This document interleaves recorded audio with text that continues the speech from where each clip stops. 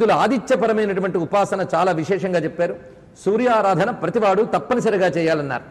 ఇది నిజానికి విష్ణు సంబంధమైన పురాణం అయినప్పటికీ కూడా వైదిక సంప్రదాయంలో రచింపబడుతుంది గనక వైదిక సంప్రదాయంలో ఇష్టదేవత ఆరాధనతో పాటు ఇతర దేవతారాధన ఉంది. ఇది వైదిక సంప్రదాయం. అందుకు ఇష్టదేవత ఇక్కడ విష్ణు అయినప్పటికీ ఇతర దేవతారాధన ఇందులో ప్రస్తావించబడుతూ ఉన్నది. ఆ కారణంగా సూర్య ఆరాధన గురించి ఎన్నో అధ్యాయాలు ఇందులో విస్తయాలి. ఎందుకంటే ప్రత్యక్ష దైవం ఆయన్ని విస్మరించితే ఏ ఆరాధనకు అర్హత రాదుట. అందుకు సూర్యారాధన ప్రధానంగా చెప్తూ ఆ సూర్యుని కూడా సమస్తములైనటువంటి గ్రహ నక్షత్ర అని చెప్పుకున్నాం.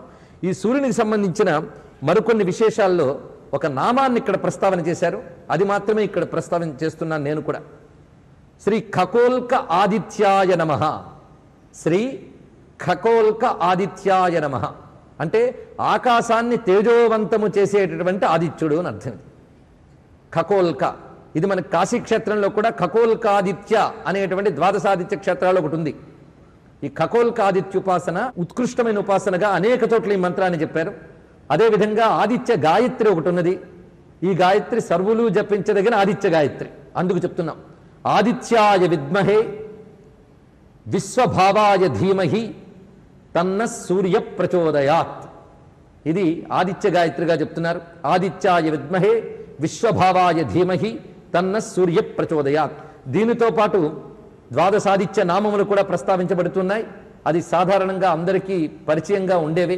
మిత్రాయ నమః, రవయే నమః, సూర్యాయ నమః, భానవే నమః, ఖగాయ నమః, పూష్ణే నమః, హిరణ్య గర్భాయ నమః, మరీచయే నమః, ఆదిత్యాయ నమః, అర్కాయ నమః, సవిత్రే నమః, భాస్కరాయ నమః అనేటువంటి 12 నామములు కూడా ఇక్కడ ప్రత్యేకించి వివరించారు. అంతేకాదు ప్రతివారు కూడా సంధ్యా సమయాల్లో సూర్యారాధన చేయాలనే విషయాన్ని ప్రత్యేకించి చెప్పారు. ఇక్కడ సంధ్యావందనానికి సంబంధించి అనేక అంశములు ఉన్నాయి. ఉపనయన సంస్కారమైనటువంటి వాడు సంధ్యావందనం చేయకపోతే వాడు కర్మభ్రష్టుడవుతాడు అనే విషయాన్ని చాలా స్పష్టంగా పేర్కొన్నారు ఇక్కడ. పైగా ప్రతివారు కూడా సంధ్యా సమయంలో సూర్యుని ఆరాధించాలి. ఉపనయన సంస్కారమైనటువంటి వారు ఆ సమయంలో బ్రహ్మోపదేశం ద్వారా ఇప్పటి వరకు మనం చెప్పుకున్నటువంటి సూర్య మంత్రములతో ఆరాధించుతారు. అంతేకాదు సంధ్యావందనమైన తర్వాత ఉపనయన సంస్కారమైన వాళ్లే కాకుండా అందరూ కూడా సూర్య భగవాన్ని ఇలా నమస్కరించాలని ఒక శ్లోకాన్ని ఇక్కడ చెప్తున్నాడు విష్ణువు గరుత్మంతుడితో. గరుడ పురాణం ఎవరు చెప్పారో రోజు మనం గుర్తు తెచ్చుకోవాలి. నారాయణుడు గరుత్మంతుడితో చెప్తున్నాడు. శ్రీ ఖగోల్కాయ శాంతాయ కారణత్రయ హేతవే నివేదయామి చాత్మానం నమస్తే జ్ఞానరూపిణి. ఇక్కడ సూర్య భగవానుడికి నమస్కారం ఎలా పెడుతున్నారంటే నివేదయామి చాత్మానం, నన్ను నేను నివేదించుకుంటున్నాను అన్నాడు.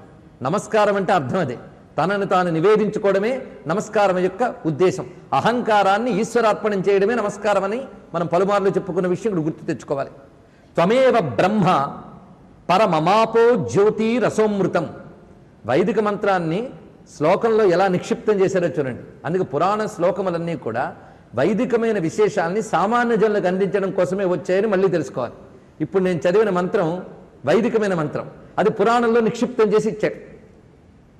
త్వమేవ బ్రహ్మ పరమమాపో జ్యోతిరసోమృతం భూర్భువస్వస్త్వమోంకార సర్వో రుద్ర సనాతన.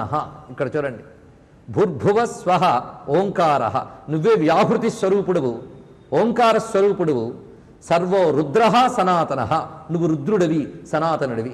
ఇక్కడ ఈ భావంలో కూడా ఆదిత్యుడిని సర్వదేవతాత్మకుడిగా చూపిస్తున్నారు. ఈ విధంగా ఆదిత్యారాధన చేసి అటు తర్వాత దేవతారాధన చేయాలి. అందుకే సూర్యారాధనని ప్రథమంగా పేర్కొన్నారు.